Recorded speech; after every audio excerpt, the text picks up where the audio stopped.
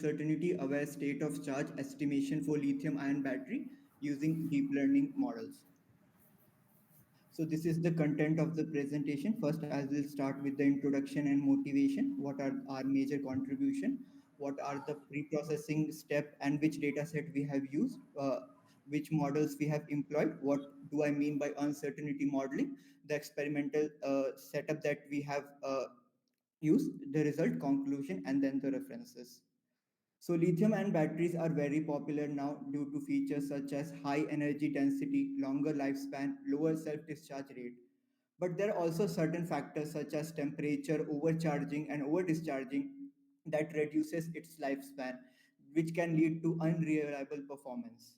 So researchers have in literature have suggested the use of a battery management system framework to prolong this battery life. And when we look into the literature and conduct bibliographical analysis, everything mapped down to state of charge. So BMS uses a single parameter called SOC for reliable decision making to enhance the battery lifespan.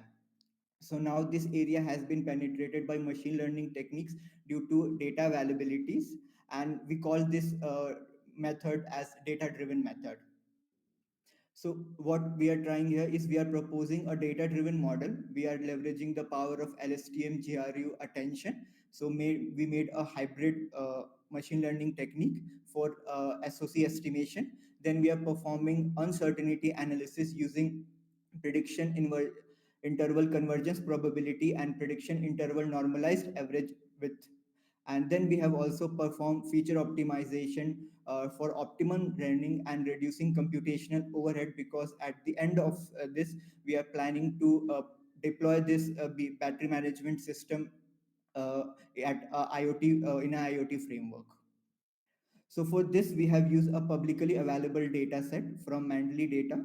This data set contains a series of drive cycle tests such as charge, HPPC, UDDS, HWFET, LE92, US06. So these are different drive cycles which are simulated as per the driving condition of large, small, or heavy vehicles.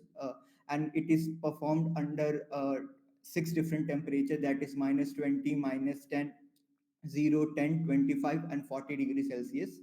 When we look at the data set, so the charging and discharging cycle are resampled at different rate. So first we have to perform a pre-processing cycle. Even the SOC was not given by the original author. So we also need to employ a pre-processing step to calculate the SOC of the battery. So first we perform resampling of each file at 1 hertz. It means that only one reading will be there for per second. And then we calculated the SOC by dividing the nominal capacity, and then we concatenated whole data set so that we can use it to train the machine learning models. And we also calculated secondary features, because as per the original work from the original authors, they suggested the use of secondary features. So we used a moving width window of 500 data points to calculate secondary features. And then we normalize the prediction data set, because the value of temperature uh, varied very much compared to other, and the range was also very large. So we have to normalize the prediction data set so optimum learning can be done. So at the end of the pre-processing step, we have primary feature set that contain voltage, current, temperature, capacity. Secondary features set such as power, voltage average, current average, and power average, and the target variable, that is our SOC. So the figure one presents a generated ground truth for discharge cycle. As the capacity is decreasing, so is the SOC, as similar to as in real life battery. So in this study, we have used deep neural network, LSTM, CNN. In CNN we have used 1D CNN. It means which is used for sequential data. And then we have used GRU, and this hybrid model is what we are proposing. It consists of GRU, LSTM, attention, followed by two dense network. And at below we can see the number of nodes for each cell.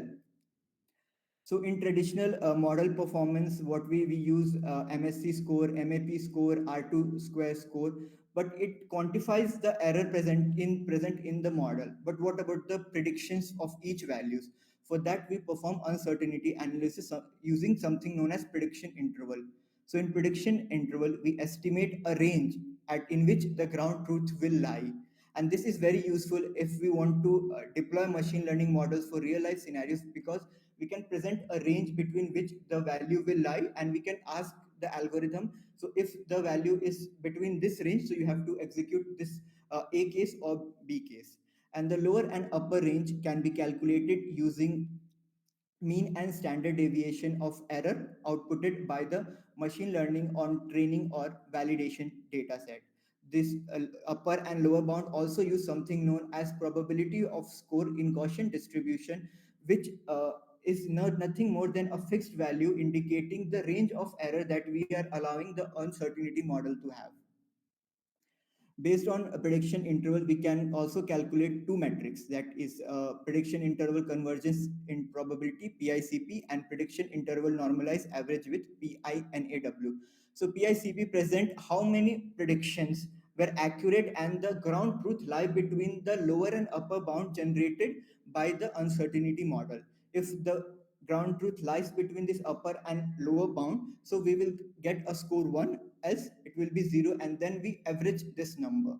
In PINAW, we calculate the mean prediction range, that how narrow the prediction is range for the given testing data set. So in experimental setup, we have done two experiments, that is experiment A and experiment D. So in experiment A, we use the pre-processed data set, which is training, validation, and testing provided by the original author.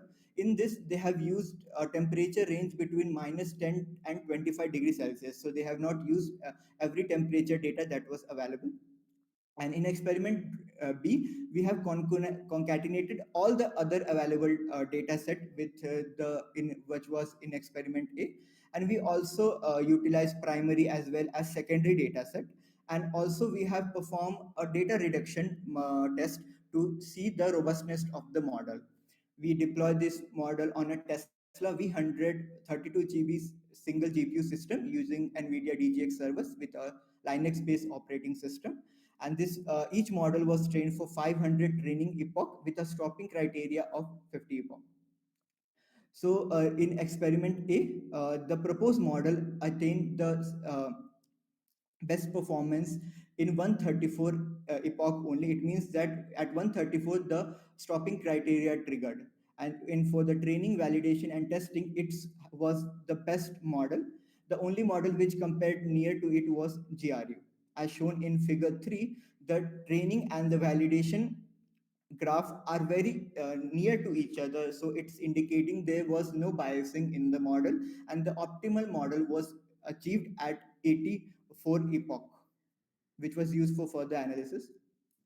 And since this is the error distribution curve of the proposed model on validation dataset, as you can see, the error, most of the error is near to 0 or 1%, and majority of the error can be within the range of 5%. So in experiment B, where we are also performing a reduction data set to test the robustness of the model, set A was trained with reducing data set with keeping the test percentage same. And in setup B, we were reducing the training dataset as well as increasing the testing dataset in same proportion. So in set A, the model achieved the best score with 80% training dataset and 20% test dataset. In rest, the performance was somewhat similar with only reduction in e to the power minus 0.4 or 0C3. So no matter, we can also train the model with just 20% training data set and test it on 80% of the data set, and we still get a R2 score of 0.9758 and a very low MSE score 0.0025. Comparing to the uncertainty analysis, we tested using three confidence level, that is 65%, 85%, and 95%. For the actual value 0.9933, the upper and lower bound generated for different confidence level by the uncertainty model was for 65% it was 0.972 0.99. For 80%, it was 0.97 to 0.99, and for 95%, 0.96 to 1. It was predicted that for accommodating larger confidence level, the bound will definitely increase, but all this was incorporating the actual value when compared to PICP and PIN metric score for different confidence level. When we had 65 of confidence level, 80% of the predictions, 81% of the predictions were right. When we used 80% confidence level, 89% of predictions were correct. And when we tested using 95 of confidence level, we have 95 correct predictions using the uncertainty model. And in PINAW, as we increase the confidence level, so the band was also increasing between the lower and upper bound. So for 65%, it was 0.020. For 80, it was 0.027.